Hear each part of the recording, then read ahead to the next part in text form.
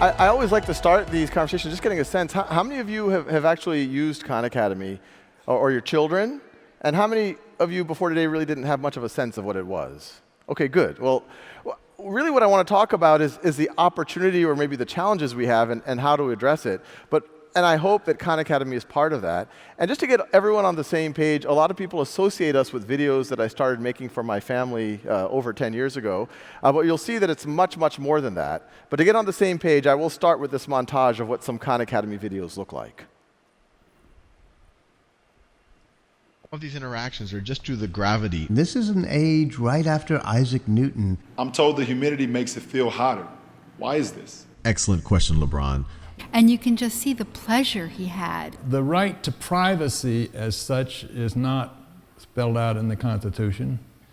Of course, the word liberty is. Things actually can interbreed, although for these two in particular, it seems like the mechanics would get kind of difficult. And I can keep playing around with these numbers and see what kind of colors I can come up with. If this does not blow your mind, then you have no emotion. I thought y'all would like Euler's identity. But as I mentioned, it's much more than videos. There's a whole exercise platform that some of y'all or your children might be familiar with, where they'll get as much practice as they need on really any subject from pre-K all the way through the core of college. It's not just math, it's the humanities, over 30 subjects. And today, it's being used in nearly every part of the world, over 70 million registered users. And before I go more into where this could go and why it might be needed, I'll give a little bit on how it all started, because this is a bit of a surprising situation even for myself.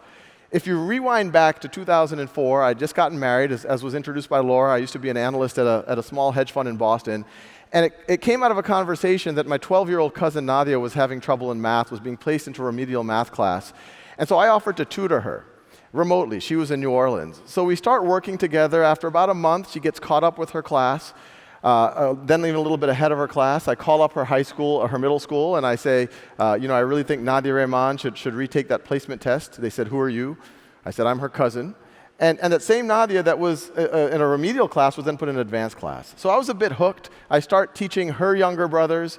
Then over the next couple of years, word gets around my family that free tutoring is going on. And I find myself working with 10, 15 cousins all over the country every day after work for myself.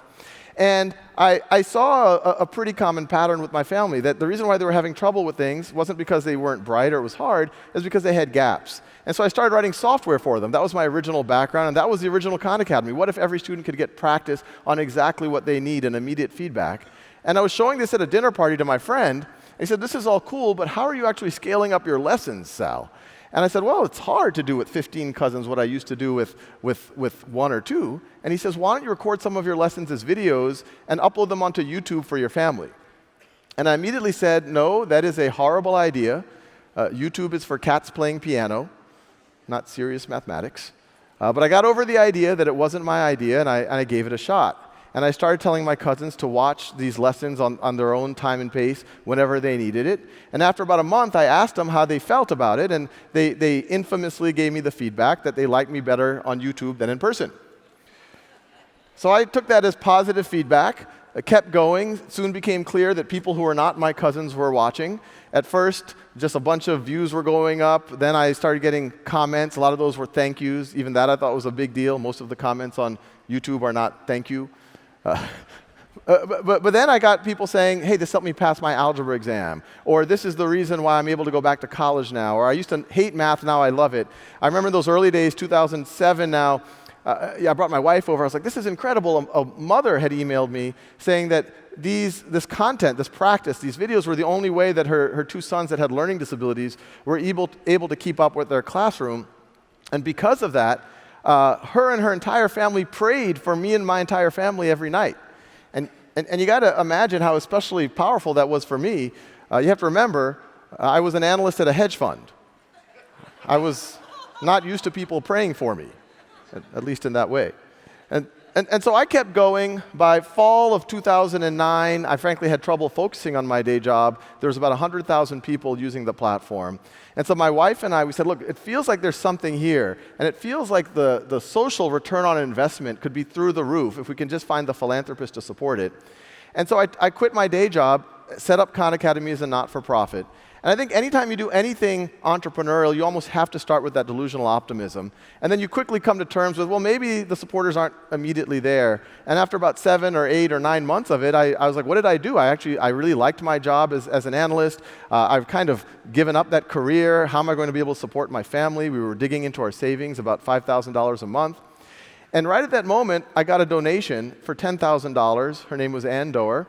And I immediately emailed her back, and I said, this is the largest donation that Khan Academy has ever received. If we were a physical school, you would now have a building named after you. And Ann immediately responded back. She says, I love what you're doing. I use it myself. I use it with my children. I'd love to learn more about your project. So a week later, we're at an Indian buffet restaurant, and Ann asked me, what's your goal? And I told her, when I filled out the paperwork with the IRS to be a not-for-profit, there's a part of the form that says mission, and they give you a line and a half. And I filled out a free world-class education for anyone, anywhere. And Ann said, well, that's ambitious. How do you see yourself doing that? And I told her, to be clear, it's just a mission statement. I don't think I'm just going to be able to check it off this weekend and then move on to healthcare or something. I have some ideas.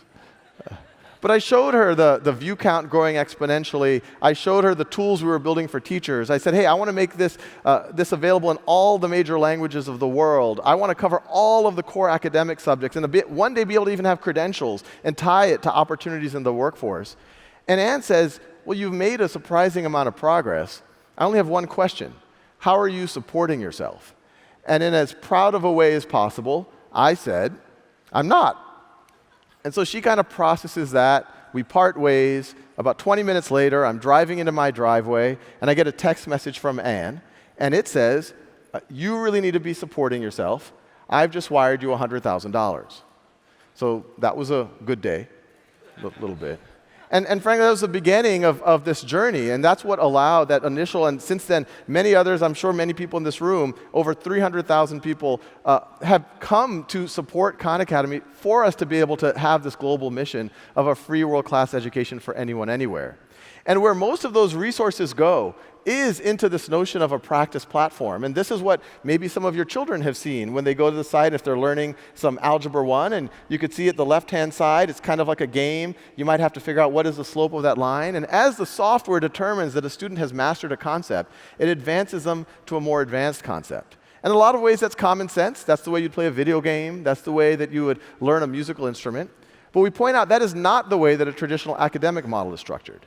In a traditional academic model, you group students, usually by age and around middle school perceived ability, and you move together lockstep. And what typically happens is, let's say we're in a 7th grade class, we're covering exponents.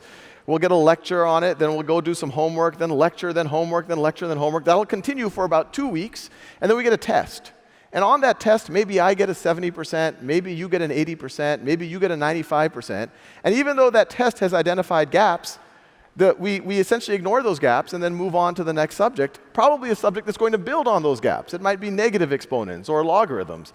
And what happens is those gaps keep accumulating, and that's why at some point, every student or many students hit a wall at algebra class or in a physics class or in a finance class. But we're saying if we allow students to learn at their own pace and master concepts, we don't have to make that compromise. So these, everything I've talked about now has, been the story that primarily has been the English-speaking world, the developed world. But with our mission, we also want to be able to reach everyone on the planet. And what you see here are pictures all over the planet of people using Khan Academy. And this is other NGOs taking this work out there. But probably the most inspirational one is there in the top right. I got a letter from that young woman. Her name is Zaya. And it was a video testimonial where she's talked about how using Khan Academy helped her understand mathematics, and she got excited.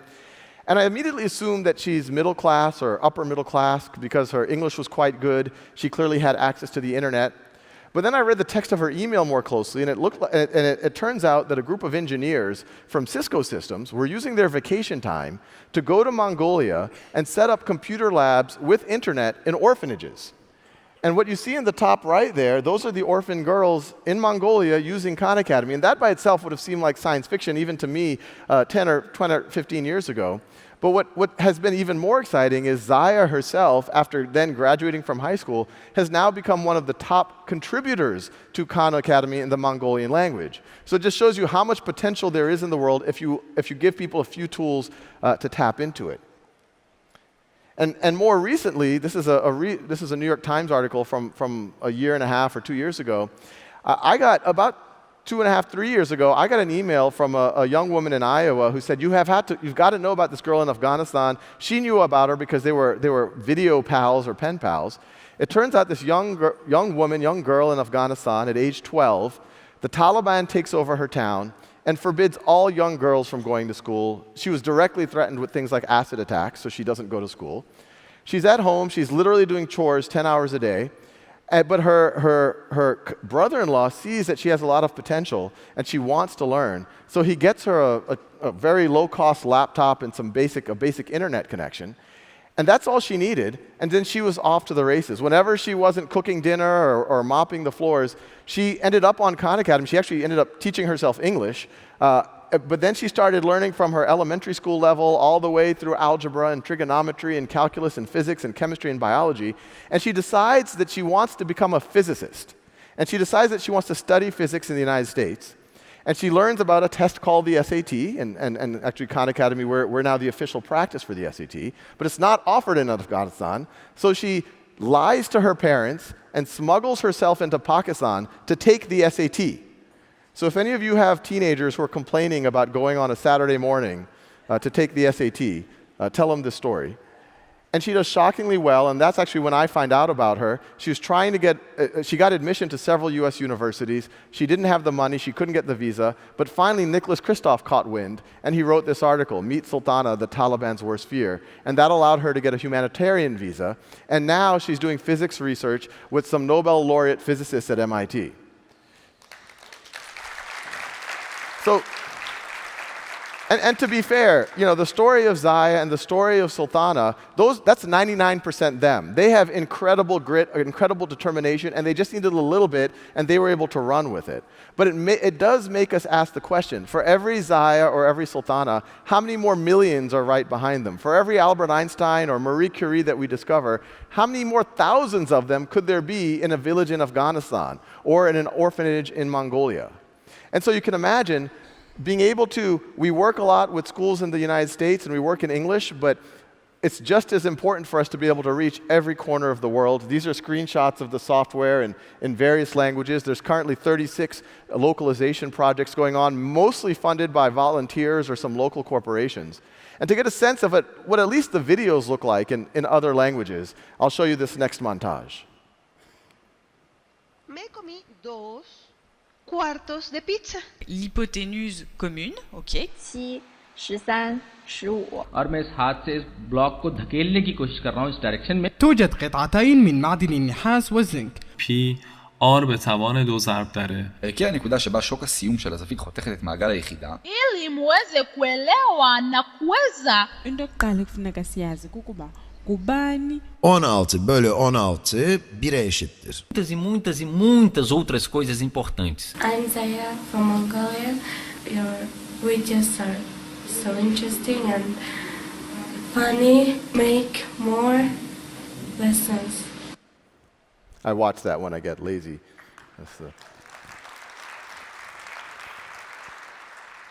So these are just more pictures of Khan Academy. We get literally pictures sent every day, letters around the planet. And whenever I see these, I tell the team at Khan Academy, it's much more than me now. We're over 200 full-time folks. We have hundreds of thousands, literally 200,000 or 300,000 people a year who donate 10, 20. We have literally college students who give $3 a month to hopefully reach as many people on the planet. What I tell all of these stakeholders, I feel like we're at a special time in history. At any point in history, education has always been kind of the core root of pretty much any other social issue that you talk about. But I'd argue that the imperative is even more right now. At this conference, everyone we're talking about what's going to happen with artificial intelligence. What are all the truck drivers are going to do? What's going to happen with all of the people who work in retail as artificial intelligence and automation takes on more and more? And the public conversation now, some people, they cite the Industrial Revolution, and they say, hey, everything seems to kind of turn out okay. Yes, some of the weavers lost their jobs and some of the horses, but net, everything seemed to work out okay. But what we always point out is there's a huge oversight that they're missing a massive variable that happened during the Industrial Revolution. That's exactly when some of the leading countries, and we're talking about Germany, Japan, the UK, United States, decided to invest in free mass public education. If they didn't make that at the time almost utopian bet, which is now 3, 4, 5% of GDP, I suspect that the Industrial Revolution would have turned out very, very differently. Instead of having a broad-based middle class that would have generated this consumer economy that we're all the products of, I think we would have had a dystopian feudal state. And so now that we're facing this AI revolution, I don't think that's a viable option. You hear people talk about things like universal basic income or various social safety nets, and maybe that's part of the solution if the economics work out. But even if it works out mathematically, it leaves people without purpose. And from a societal point of view, it leaves all their potential on the table. That person who could, if we were able to up-level them, that laid-off truck driver, maybe they actually could have that leap of insight that could push forward the frontier of some field or be an entrepreneur in a new domain. And so for us, and hopefully all of us, the only option we have as we go into the decades, as we go into this third industrial revolution, this AI automation revolution, is to make a similar bet that we had made in the 18th or 19th centuries, building on top of that, but leveraging the tools of the 21st century to literally meet everyone where they are. And for anyone who thinks that, hey, Sal, that's a little bit delusional to think that a laid-off truck driver could become a cancer researcher, or could become an entrepreneur, or who could write the next great novel, I'd point out to you that 500 years ago, if you went to the equivalents of ourselves and said, do you think that young boy begging on the corner of the street is going to be capable of reading or capable of doing mathematics, most people have said that is delusional. The notion of algebra was like quantum physics 500 years ago. And so what I encourage all of us to do is take an optimistic attitude, but a non-complacent one. That we have serious challenges facing us over the decades to come. There's going to be massive economic disruption. And in my mind, our only option is to think about how do we invert the labor pyramid of the Industrial Revolution. How do we get as many people as possible to operate into the creative class, to be the entrepreneurs, to be the researchers, to be the innovators of our time? And if we do that, it's going to be very positive. So I'll just finish with, I think we're at a unique point in history, and free mass public education transformed our society 200 years ago all the way to today, and we're going to need that much more transformation. And we're going to have to make this notion that these skills and these ideas that right now we consider to be only for the top 5 or 10%, they need to become a lot more like clean drinking water or basic shelter and just a fundamental human right. Thank you.